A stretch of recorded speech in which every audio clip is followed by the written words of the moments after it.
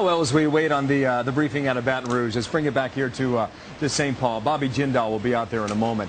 In the meantime, Republicans now saying goodbye to Gustav and good riddance, too. I show you a live look at the floor of the XL Center here in St. Paul. Almost like opening day all over again for the Republicans.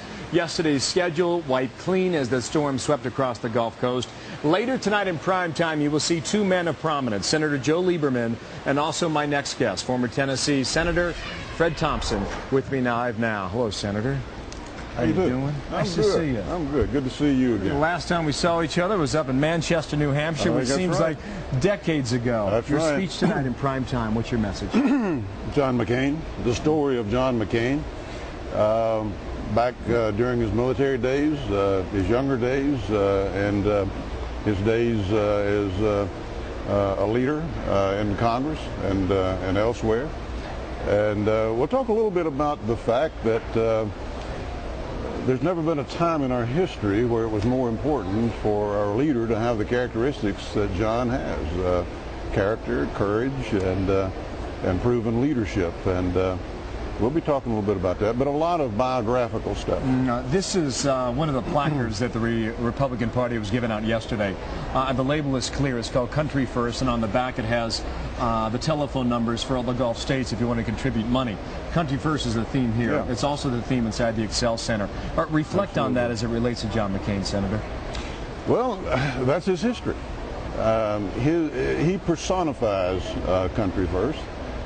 Since his youngest days, he has shown that when the going gets tough, he puts his country first.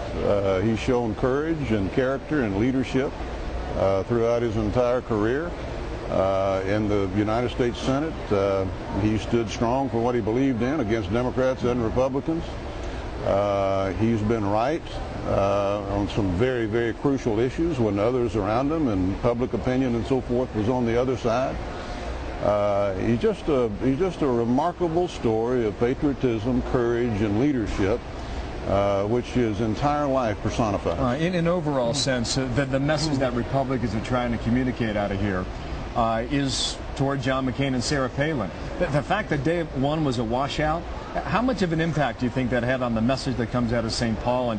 And knowing on Labor Day evening you had such a huge audience out there in America that was sitting at home, they weren't working, maybe they were family and friends, maybe they were outdoors, but you had this enormous audience that you could have communicated to. Yeah. Well, I think it's clearly some disadvantage that we were not able to do that. But after all, what happened here that first day, instead of doing our normal convention activities, was an example of Country First. And for a moment, we all stepped down and put politics aside and concentrated on the things that are important to us as human beings and citizens of this country. And so that's ironically totally consistent with the message that will be coming out of the convention right up until the end. What do you think Sarah Palin does for this election? She 64-day sprint. How does she help John McCain? She excites people like I've never seen. I don't think a lot of the pundits and a lot of the critics, and I noticed the New York Times this morning had 3 stories on their front page that are essentially about Sarah Palin's children. I don't think they get it. I don't think they have a clue as to what's going on out in this country. What do you mean? They don't get it? Well, they are trying their best to drag her down in any way and apply a double standard to her that they wouldn't apply to anybody else. New York Times wouldn't recognize a scandal if it walked down Main Street under a spotlight until it got to be a Republican or somebody like Sarah Palin. What is your view of children? Well, let's don't get off that. You asked me a question about her, and the answer is she's exciting people throughout this country like I've never seen before. From a fundraising standpoint, from an excitement standpoint, there are a lot of people, including an awful lot of women, who identify with her. She has stood up to power.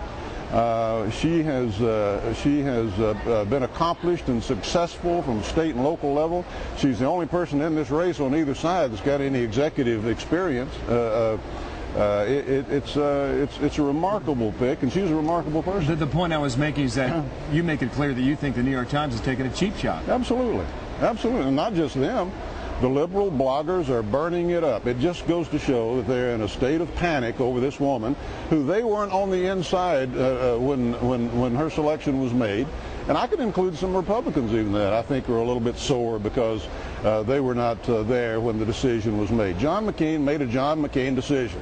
It was one that he made against the grain on his terms, and he picked someone who mirrors him in many ways in terms of courage, standing up to leadership, being courageous, and doing the best thing for their country. So, Senator, I'm delighted with it.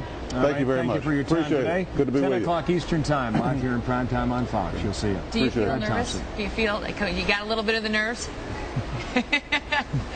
We'll have to watch to see if it plays out. Thanks a lot. So much.